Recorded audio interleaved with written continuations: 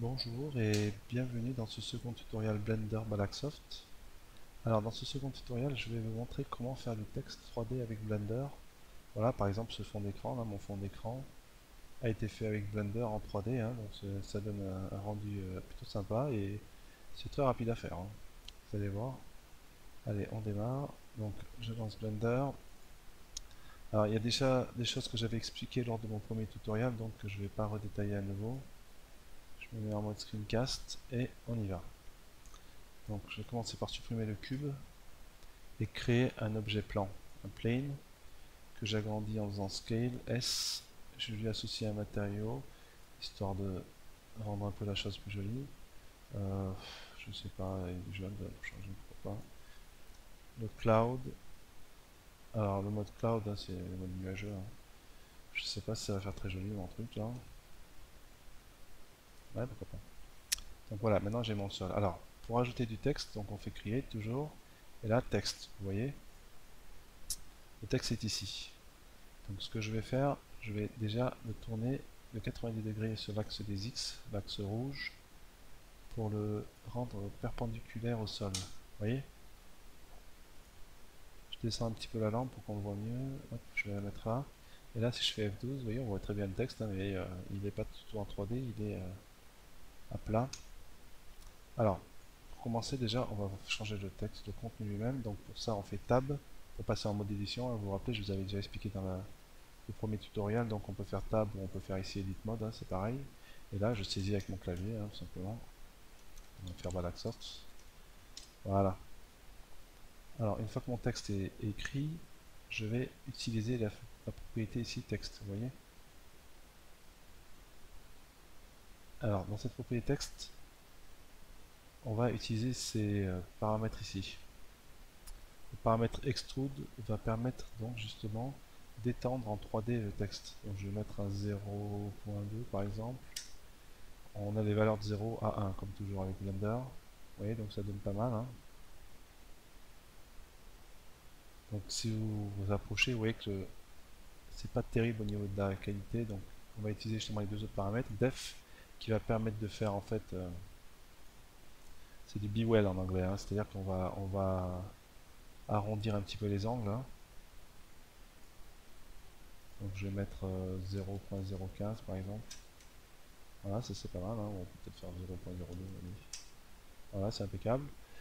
Là donc on a arrondi en fait, par contre on a une résolution qui est à 0 et c'est pour ça que c'est pas très très joli. Donc si j'augmente ici par exemple à 5, voilà, vous voyez, l'arrondi est beaucoup plus joli ici, hein. Donc là on a un texte qui est pas mal.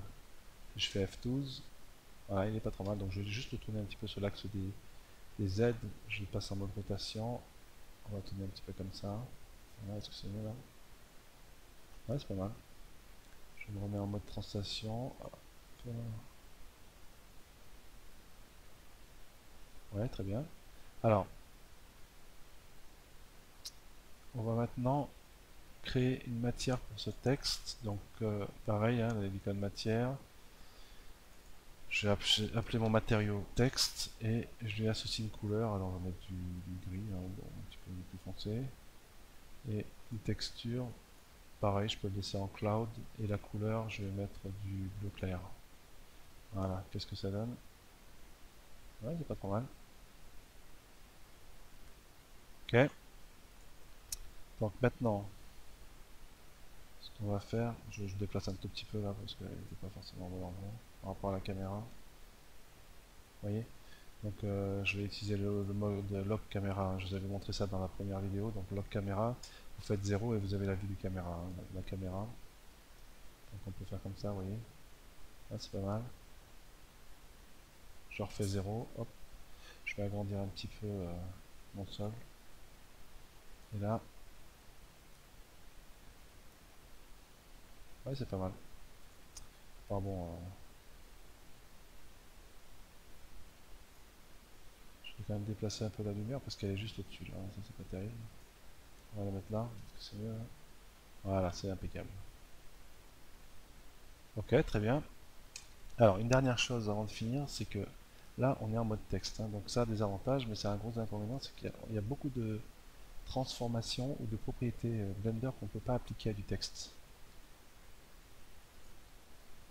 Alors pour ça, il faut transformer le texte en mesh. Mesh, c'est quoi? C'est en fait des objets 3D, des vrais objets 3D comme ils sont gérés par Blender, sous forme de vecteurs 3D en fait, hein, de points, donc un ensemble de points avec soit des triangles, soit des rectangles qui les composent. Alors pour convertir cet objet 3D en mesh, rien de plus simple, Blender a un raccourci pour ça, vous faites Alt-C, vous voyez, et on a deux possibilités, hein, Curve from Mesh ou Mesh from Curve Meta Surf ou Text. Là on est en texte, donc on va faire Mesh from Text, donc on va transformer notre objet texte en mesh. Donc je sélectionne ça, et voilà, donc rien n'a changé visuellement, sauf que si je fais Tab, vous voyez là, l'objet a été modifié complètement, donc c'est un objet complètement à base de points cette fois, et plus du tout un objet 3D en forme texte. Là, par exemple, si je fais Z pour passer en mode transparent, je peux sélectionner un objet, vous voyez, une partie de l'objet. Si je fais A, donc je désélectionne. Voilà, et si je fais Grab, vous voyez, je peux déplacer, bon, il m'en manque un petit bout là. Mais ça, j'aurais pas pu le faire si j'étais en mode texte.